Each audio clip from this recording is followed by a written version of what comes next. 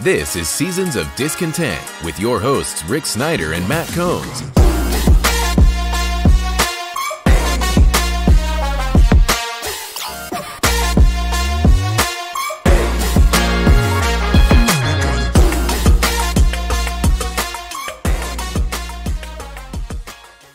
Welcome to Seasons of Discontent, Season 10, Episode 3, brought to you by Rick Snyder's Washington across social media. And I'm Rick Snyder. And I'm Matt.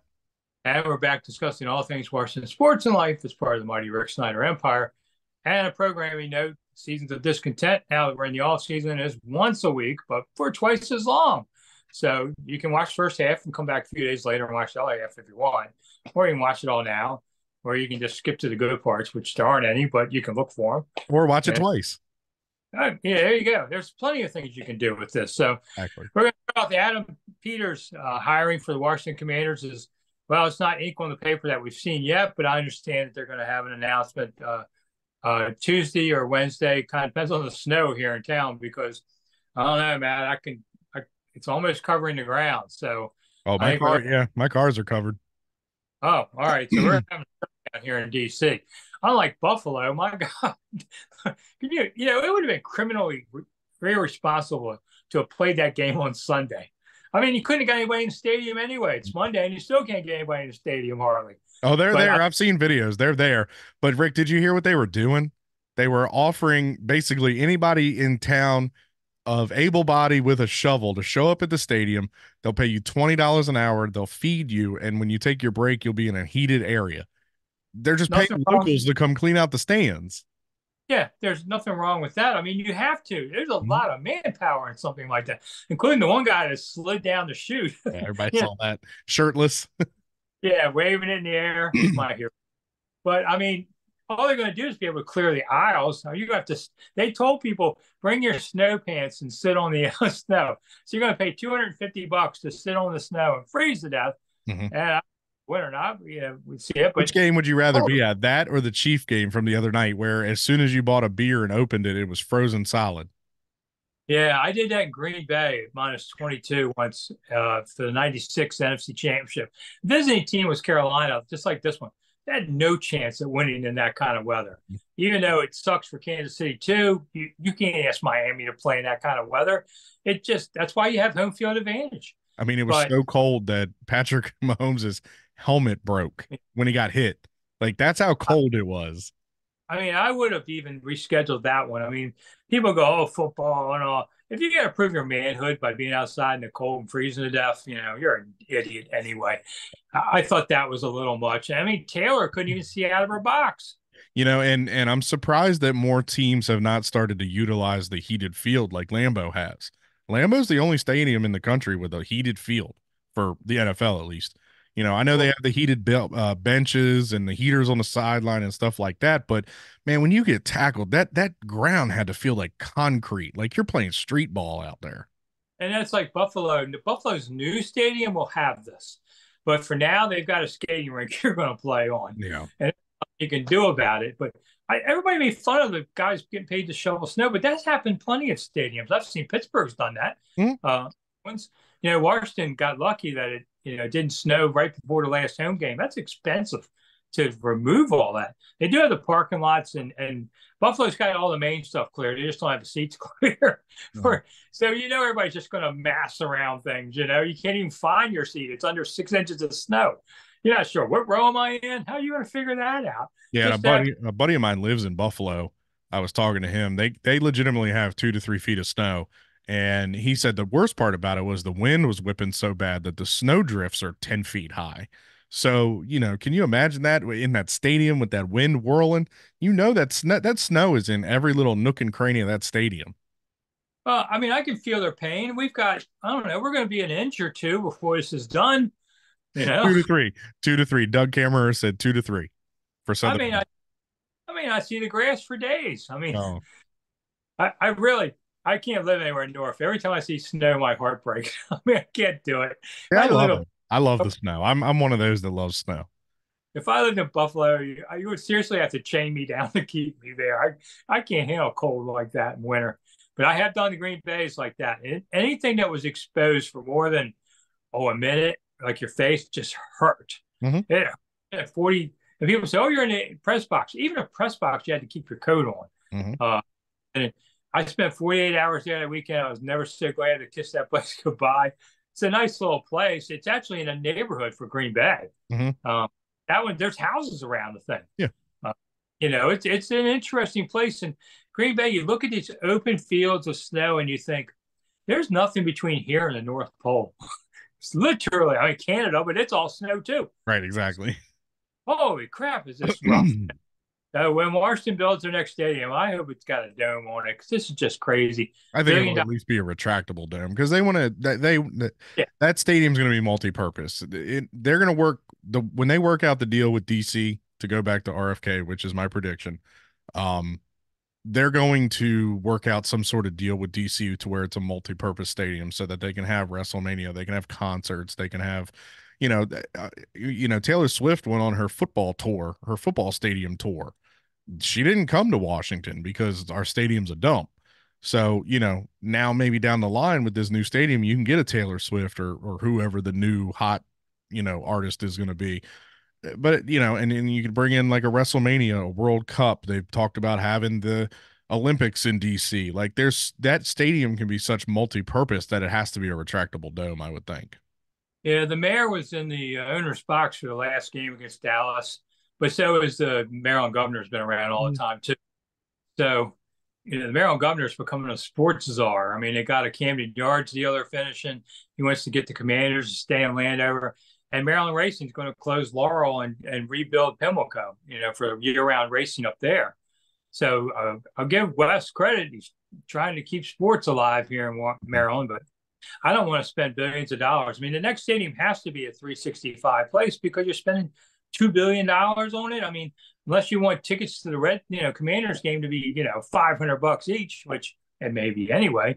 We haven't talked about my favorite word, personal seat licenses. It's going to be expensive to go. People are going to next where you could get in for, $40 or $20 or $10 and some days. I mean, Disney fans keep raising the ticket prices around here. I guess we're taxing them. What do we care? Yeah. There's nobody around. There was nobody around for that Dallas game. Oh, it was unbelievable. All right. So anyway, Adam Peters, talking about the hope is on the horizon. The White Knight is riding into town, and he'll be here soon. Looks the parts, got the resume. I looked at his past career. I mean, he's a real scout. So this is the first guy they've had really since Casterly and then Beathard that's really a personnel guy. I mean, Vinny Serrato was some. He just couldn't stand up to Dan Snyder, but Serrato did have a scouting background. Bruce Allen had no background, so he had a father. So it'd be kind of cool to see that. How do they redo the front office? That's something we're going to hear in the next week about, does he keep Martin Mayhew, which Peters and he worked together at one time. I don't know if they're buds or not. We'll find out. He may keep him in a different role or maybe not. I mean, there's a lot that can go on. Jason Wright, everybody asked about. Jason Wright's on business side, so this has nothing to do with him. And I think Jason's around for at least a little while on this. And now Peters will be the guy that has to do the coaching search. They're going to bring in some guys on Zoom this week, the usual suspects. I would not bring Dan Quinn in, I mean. Well, he's got an interview on Thursday. I mean, did that Cowboy loss where they almost hung 50 on him impress people?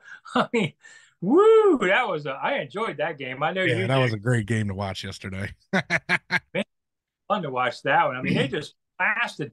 And I was watching the Dallas stands in the second half, and at least half the crowd was already gone. Here they are thinking they're going to win by everything. And you're seeing videos in the stands of Cowboys on Cowboys crime and everybody fighting and everybody at the stand.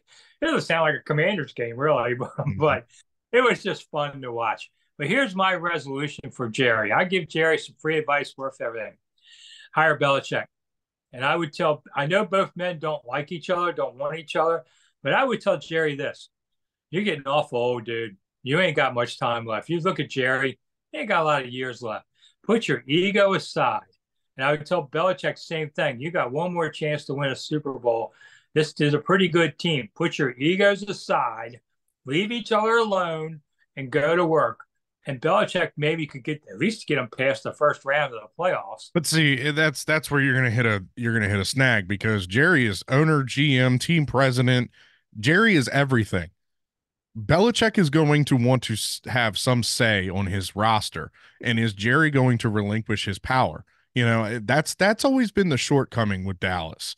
It was something that Dan tried to model himself after Jerry. We all know that. He looked up to Jerry, looked up to Al Davis. This owner encompassing thought process where you pick the players, you pick the coach, you tell the coach how to do his job. I mean, we've all heard the stories of Dan running plays down to be played, to be called, or that, this is ridiculous.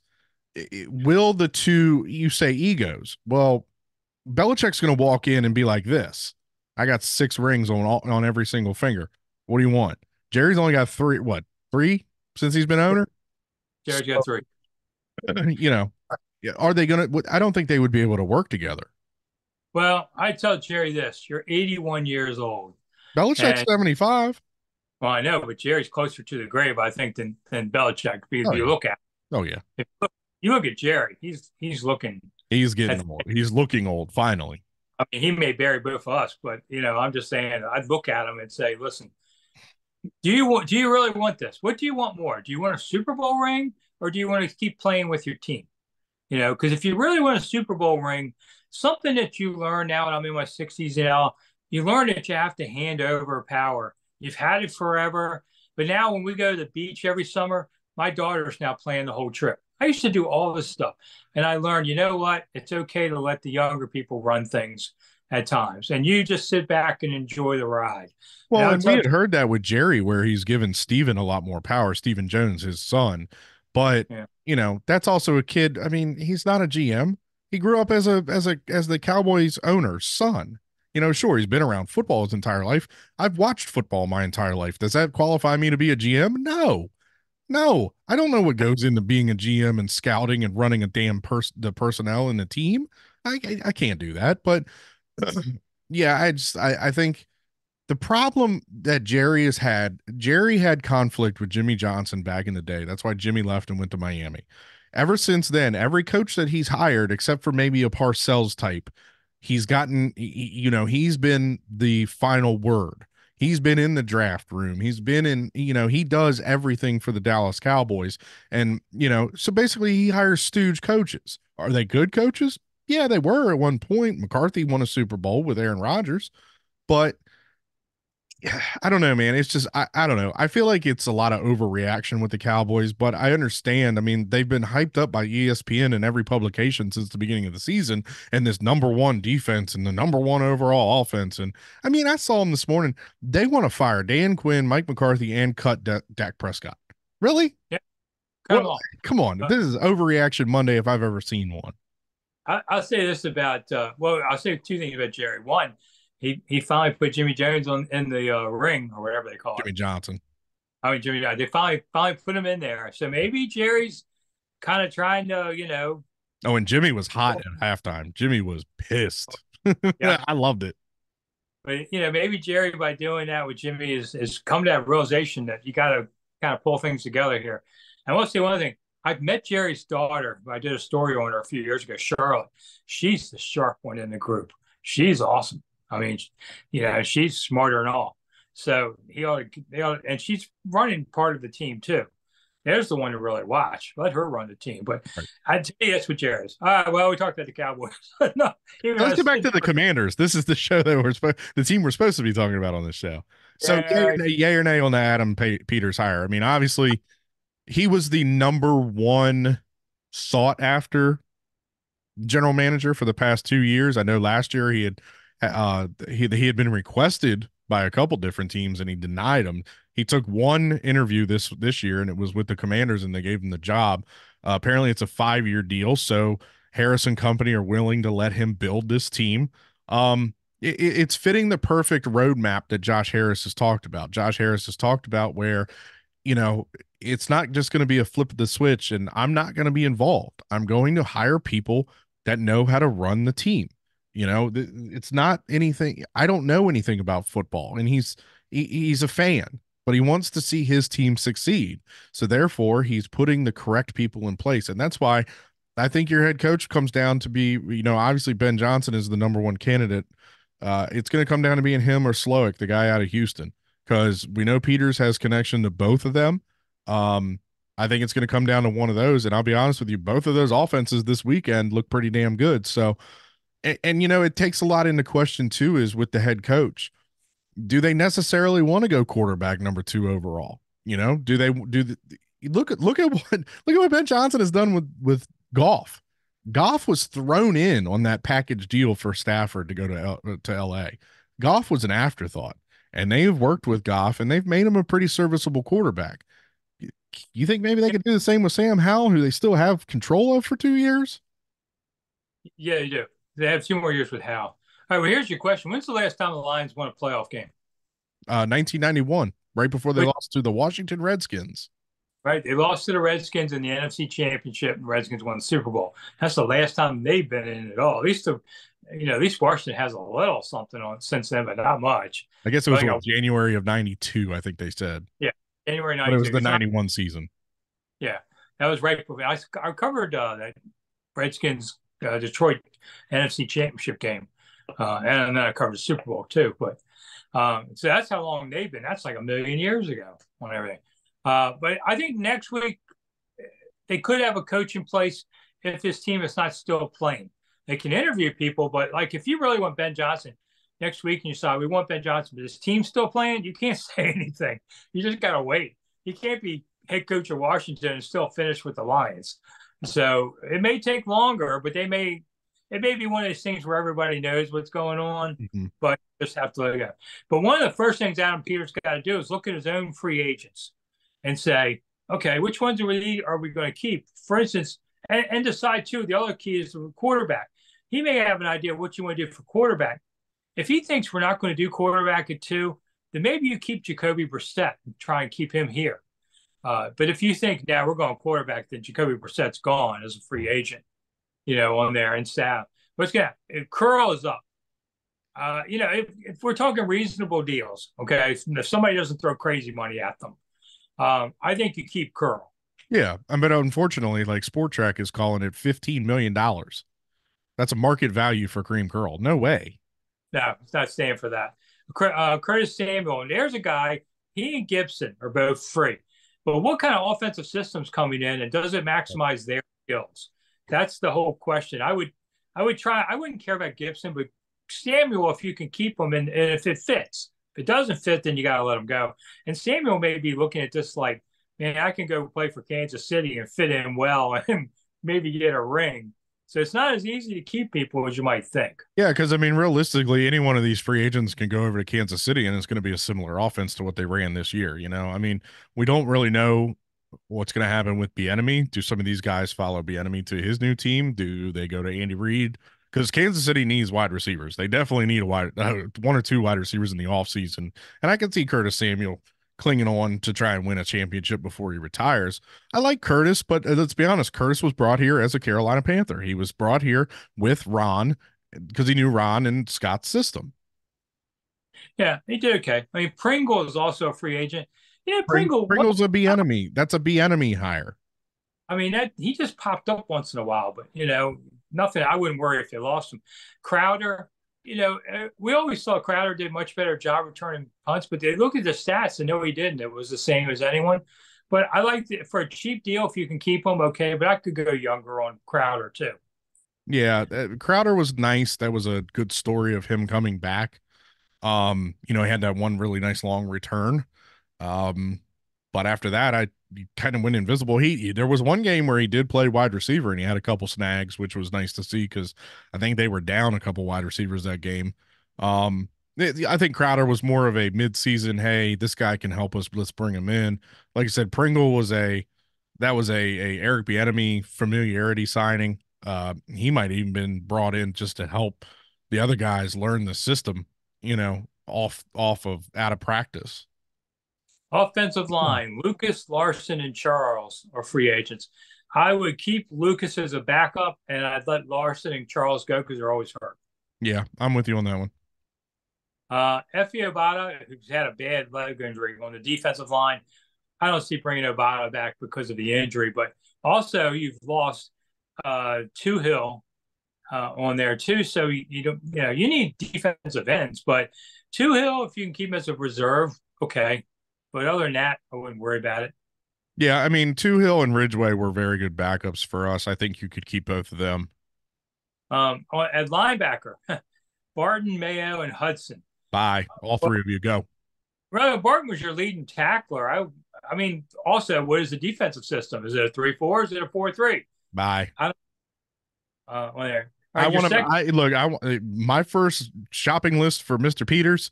There's a linebacker that's playing today down in Tampa Bay. That's a pretty good linebacker that's going to be a free agent. He may cost a little bit, but Devin White is a hell of a linebacker, and he's going to be a free agent next year. So, you want to rebuild this defense. You go out, you get yourself a Pro Bowl linebacker like that.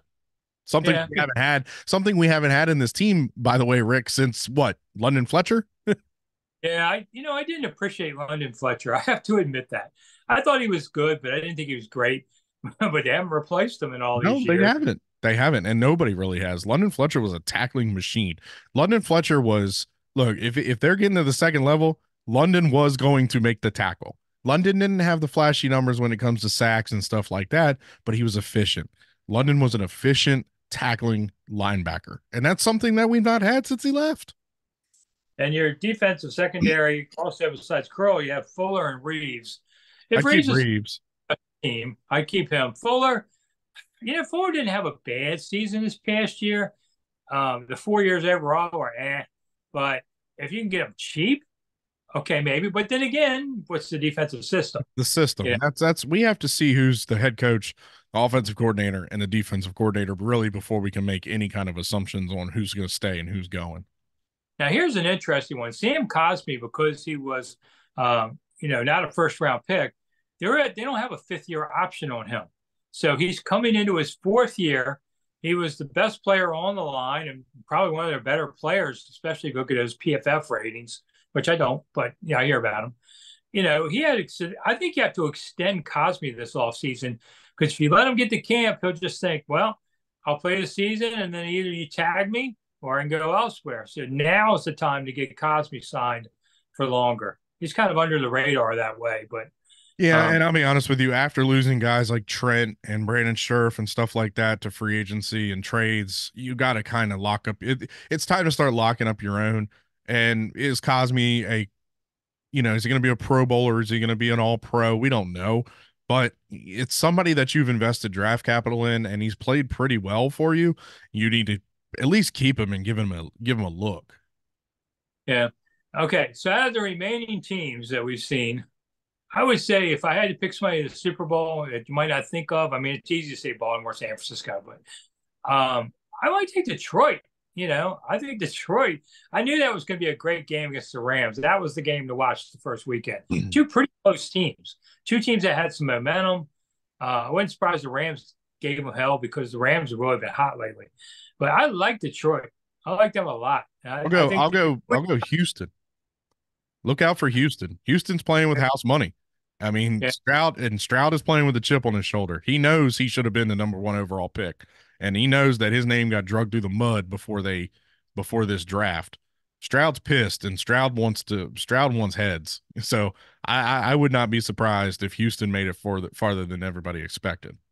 Yeah, I mean, Green Bay, I don't know. They played a great game against Dallas. They just kicked Dallas's butt. But did that take all that you had out of you? Do you have it again for the next round? That's the key. You're going to be on the road again, that kind of thing. We're going to San Francisco. Yeah, Detroit. I covered a Green Bay and San Francisco playoff game years ago in a horrible rain. So I've seen this before, but Detroit's got at least a home game week. And then so if they win that, they go maybe to San Francisco. But I have a feeling San Francisco is going to get knocked off somewhere. I do too. Honestly, Rick, the only one I see not stumbling is Baltimore. And I hate saying it because they're our not local team. But yeah, the Ravens, man, the Ravens are built to win, and the Ravens are very well coached. Yeah, I can see them too. It's going to be, NFL playoffs, man. They're the best. Everything. one game knockout series. It's not like the other ones that are 5 or 7 in the other leagues, and it takes forever, and that's fine. But football is just today. Who's the man today? Mm-hmm. Not always the best team wins, because sometimes the other team plays better. That's the great part of it. All right. Well, we actually filled a whole show for longer. What else you want to talk about? I'm good. I don't know. It's snowing. Yeah, once we shut Snowing down, its butt off too. Good Lord. I mean, if we get to 2 inches, we're going to be gone until next week. Maybe the power will still be with us, but Well, that's hope. it's Washington. What are you going to do? Yep. All right. Well, then class is out of session for this week. We'll be back next week. Yeah, we should be back early because there's no Monday night games anymore after this. So we'll be back, and as long as we got a couple more shows wherever Matt needs to take off for the off season because he's tired. I still have to work for a living, but rest of us, you do what you want. You can watch my Monday night live shows 8 to 9, not this Monday, but most Mondays. And I might even goof off, take some time off too. I mean, it's a long season, man. Yeah. Thing just never ends, and Washington's going to be interesting this off season. There's no doubt. Yeah, it's going to be an interesting offseason, and it's I'm going to just kind of toe the line that everybody else has had it. This is the first time in 24 years that there's actually been true excitement. We've gone into seasons, the Robert year and other years like that where we got Shanahan and Joe Gibbs comes back and we get this guy and that guy, and there was some hope, some excitement, but after week 8 they fell back on their faces and same old Redskins, same old Washington football team, same old Commanders. This year it's different. It really does feel different. This team is finally acting like a NFL franchise. They're hiring a general manager. They're hiring a head coach. They've got close to $90 million in cap money. They got the number 2 overall pick. This is what we've all wanted. We've wanted a complete overhaul, and I think we're finally going to get it. I just, Josh Harris has to hit this. This is his first time at bat. He has to hit this out of the park. And I think with the Adam Peters hire, it definitely is a start. You have to hit your head coach out of the park, and then you got to nail the draft.